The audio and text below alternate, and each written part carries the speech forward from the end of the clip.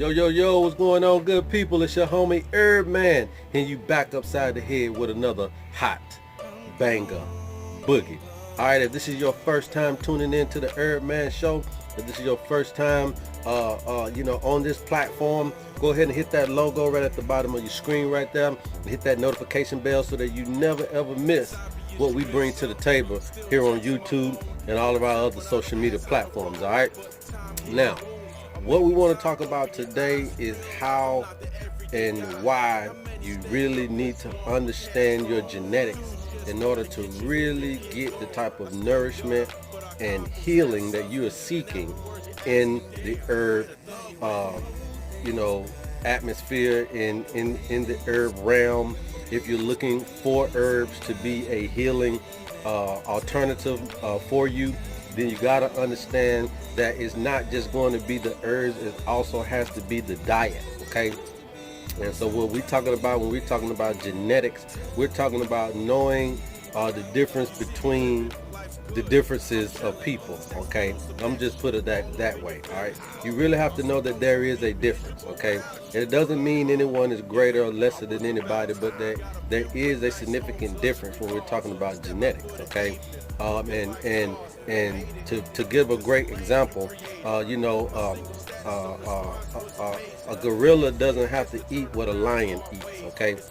They eat differently because they're in different environments, okay? And it doesn't mean that one is greater or lesser than the other one. Matter of fact, a gorilla on a vegan diet is way bigger, all right? Or on a fruitarian diet is way bigger than some lions out here on a meat diet, okay?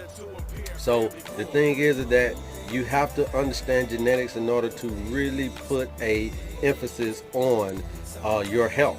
It's just the bottom line. And also with genetics, you got to understand herbs in that genetic atmosphere as well. So for, let's say, black people, it may be conducive for you to go on a vegan diet, okay? Because genetically, you come from a tropical atmosphere or a very hot climate, okay? So hot and tropical are two different things, but also too, you got to think about what grows in those particular climates, okay? Not just from a food standpoint, but also from a herb standpoint, from a medicinal standpoint.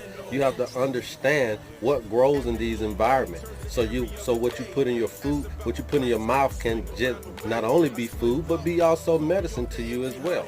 So it's just not about a banana on a tree, but it's also about what are some of the herbs that grow in that environment that you can actually ingest that will heal you medicinally, okay? And so these are the things that we want to talk about in this particular video. All right, so what you want to look for are herbs. If you are, we're talking about a black person here, you could be white, or you could be Asian or whatever, just understand that indigenous herbs and indigenous food is where you want to be, okay? No matter where you are from, you have to look at where you come from genetically. You have to look for where you come from ancestrally, and you have to look at that environment and what that environment breeds, okay? We can't eat as much fat as someone who's from a colder climate, okay? It's because their body can metabolize that fat like it's supposed to due to the environment that they're in, okay? We can't eat a lot of seafood like some of the people that are around the water, like, they come from around the water. So that's their source. That's their body knows how to metabolize that seafood and eating that type of diet as often as they are doing it, okay? So you can't eat as much seafood as a islander, okay? You can't eat as much fat as a person that's in Alaska or something like that. You may not be able to do all of those things because your body is just not going to metabolize it, break it down in the way that their bodies is doing it, okay?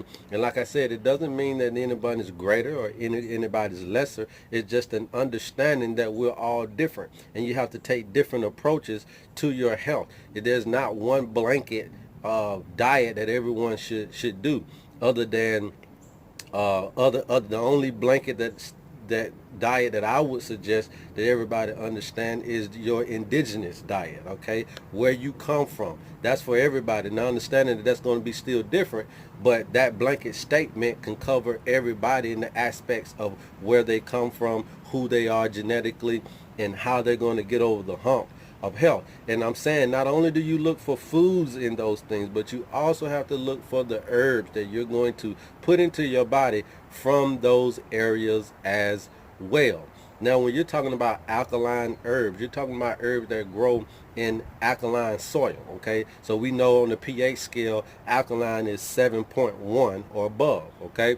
And so you want to look for herbs that grow in alkaline soil, okay? What they call sweet soil, all right? And sweet soil could be found in areas like the desert, all right? Arid areas.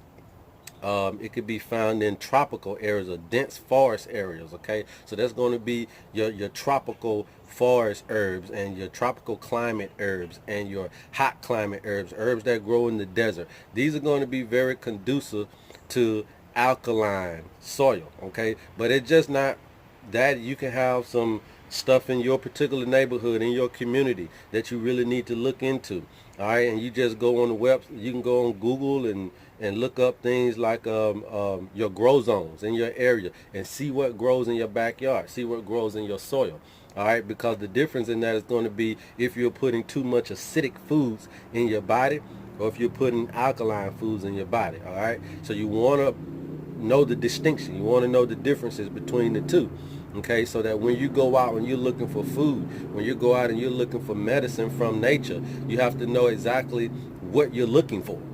You know what I mean? You can't just, go to the herb store and get anything, because a lot of these herbs can be acidic. And if you're already dealing with a excess acid body or excess mucus body, then you're only going to be putting more damage onto something that you don't even know you're doing, okay? So you want to balance yourself out. And that's what this is all about, is balancing oneself out. We need to have a element or an amount of acid in us as well as alkaline, okay? But you can be eating seafood that is too acidic for your body. You could be eating chicken that is too acidic for your body. You could be eating beef that is too acidic for your body. You could be eating fruits that are too acidic for your body, okay? So you want to learn what you need to eat in order to alkalize your body. And like I said, this is for each and every person, no matter what color you are. You need to know what to eat to alkalize your body. You need to know what medicinal herbs to take to alkalize your body. And so you have to understand how to do that. A lot of people tell you what to do, but they don't tell you how. And so they say, well, you need herbs, and so you just go out and get all the herbs, but you don't know really how to choose the herbs properly. People tell you you need to eat vegan, all right, and so, but you don't know how to look for those things that are really, really good in the vegetation or the vegetables that you're getting, all right? Some, people think that just because they're eating lemons that they're doing the right thing, but you really should be eating limes. You see what I'm saying? People think that they're eating tomatoes and that's going to be good, but tomatoes are very acidic.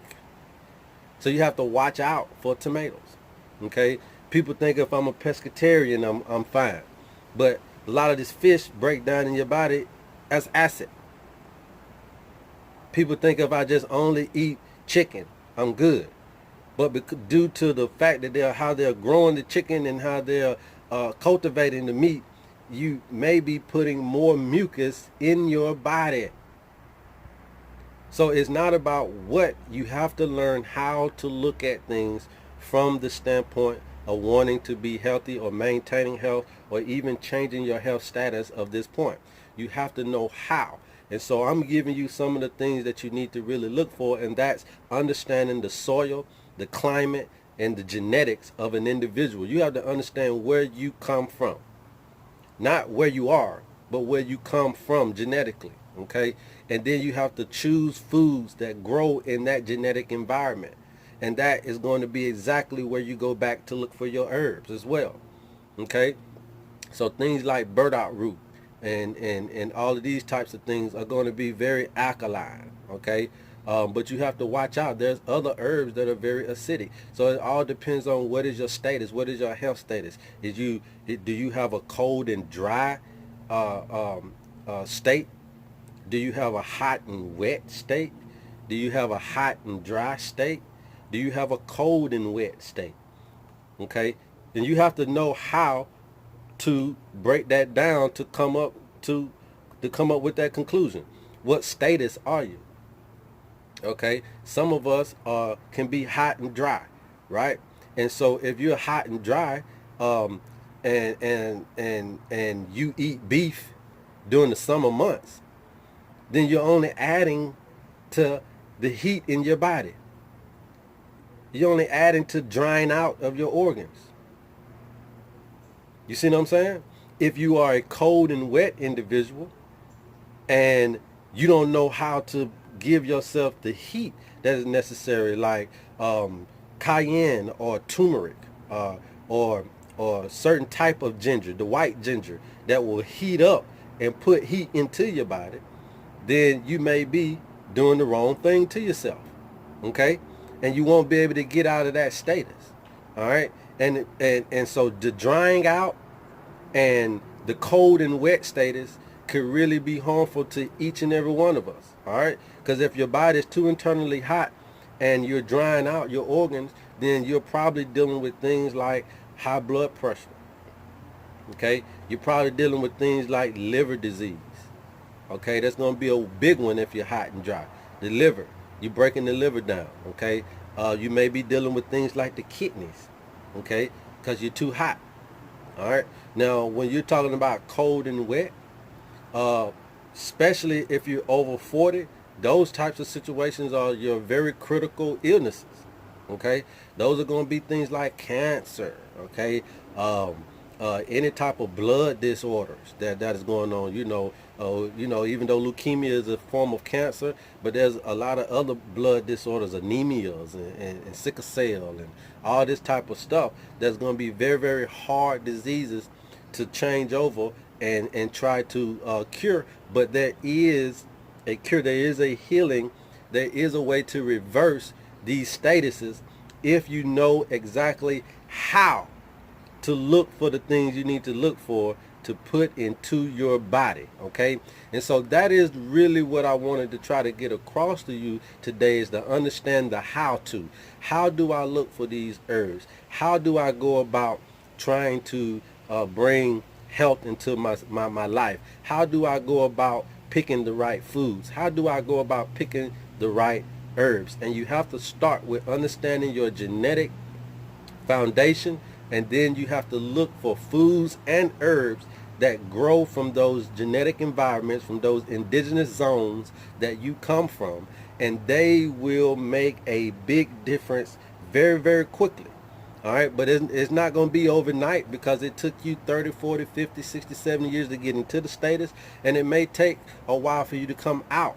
But when you do, you're going to instantly feel the power of nature, the power of the herbs, and the power of this information. Okay, so look, I'm not just only an herbalist, but I come to you trying to bring you every aspect of healing I possibly can. Okay, and you can find this in a lot of different books and a lot of different regions of the world. You can find this from a lot of different races of people. It's not just one book that you can read. It's going to be everything. Is not going to be one place you come from that has everything. All right, you have to put it all together.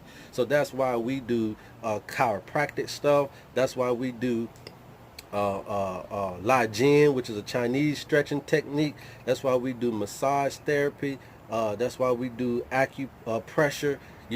That's why we do bioresonance therapy. We come at every angle that we possibly can. That's why we like medical astrology. We come at every angle to try to make sure we can pinpoint exactly what is going on with you and how we can make a difference in your health life. And those are the people that you really, really need to connect with. And so, hey, for that matter, man, I love you guys, and there's absolutely nothing you can do about it. Go tell somebody, your homie Herbman is on. And until next time, peace. Yes, sir.